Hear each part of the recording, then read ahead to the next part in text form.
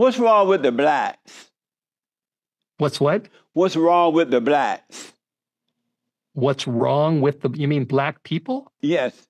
Jesse Lee Peterson asked Steve Wohlberg a question about black people, and I liked how Steve Wohlberg answered the question. Let's listen. Parents abuse their kids. Let me do and this. I'm thankful to say that in my family, we don't have those problems. Right on. Let me do this because of time. What's wrong with the blacks?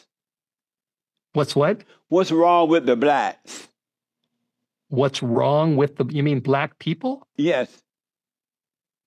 What's wrong with black people? Yes. Well, it certainly isn't the color of their skin. That's for sure. The Bible says God made us all of one blood. Right. So if you slice your hand and I slice my hand, your black hand and my white hand, red blood's going to come out of both of our hands, and blood is deeper than skin. So what's wrong with them? I believe what's wrong with that? Well, it depends on the person. I don't want to categorize the whole black race. No, I just said all. No, but most. Well, what's wrong with the blacks?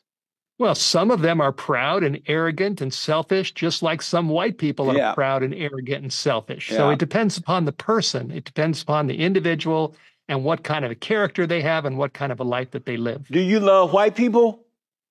I do. You love, right on. So listen, I got to put you on the hot seat. I need to heat this up. I got to put you on the hot seat. So I need you to answer these questions as quickly as possible. Okay. Now, so far, this hasn't been as hot as I was. I saw some of your interviews and I thought, Lord, help me to give this man the right answers. And so you've been pretty mild with me, Jesse, and I appreciate that. I think that was a good answer. If the question was not answered well, the black people were going to have problem with Steve Wohlberg. We are all humans and were created by one God, but sin corrupted the character of humans, and that included both white and black people. All right, so I think there is no problem with black people. There is no problem with white people, but there is a problem of sin in the world. I want to repeat that. There is no problem with black people. There is no problem with white people or brown people, but there is a problem of sin in the world today, and God provided a solution to that problem of sin. The solution was Jesus Christ. So, friends, I think there are some questions that I think are not necessary to ask some people because those questions have the potential to cause problem. And that was one of the questions. Like, it wasn't necessary for Jesse Lee Peterson to ask that question. That is what I think. So, friends, moving away from the interview, Rwanda has shut down churches, including mosques. And why did Rwanda do that? Let's watch this. More than 8,000 churches and mosques have been shut down in Rwanda this month for not meeting health and safety standards. Most of them have the country's places of worship and have been found to be violation of several regulations. The first major crackdown since a law tightening up operations was brought in 5 years ago. Clamadi Roma brings us more from Kigali. The Rwanda Governance Board announced this week that it has already closed more than 7,700 places of worship across the country in recent weeks, the majority of which are small Pentecostal churches, but also several mosques. Most of the buildings constructed without adhering to national standards were deemed unsafe to host worshippers or insufficiently soundproofed. The leaders of these places must also present a degree in theology, for example. These criteria are the result of a 2018 law. At the time, President Paul Kagame stated that the country did not need so many places of worship. Churches and mosques had 5 years to comply, but several thousand have failed to do so. A pastor was arrested on Tuesday for continuing to operate after the closure of his church in the eastern part of the country.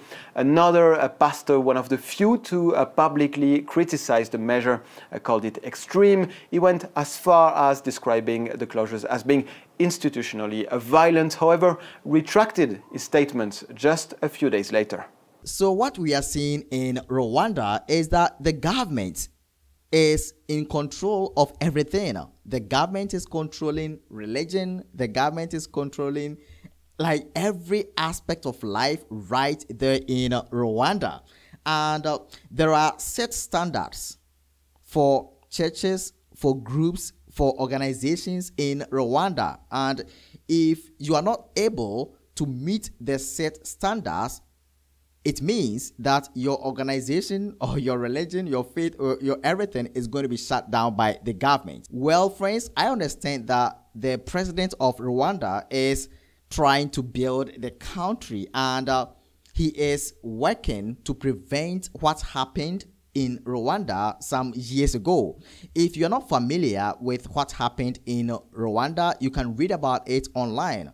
You can find more information about what happened in Rwanda some few years ago. So I understand that the president of Rwanda is trying hard to build a country and also to prevent what happened some few years ago in Rwanda. So he is setting standards upon standards. So if you want to build a church or you want to have a church in Rwanda, know that your church must be soundproof. And there are other things that you must follow in order to exist as a church in Rwanda or as a group in Rwanda. All right, so friends, this is what is happening both in the SDA church and outside of the SDA church concerning religion or faith. Thanks for watching. My name is Lawrence, and see you again. God bless.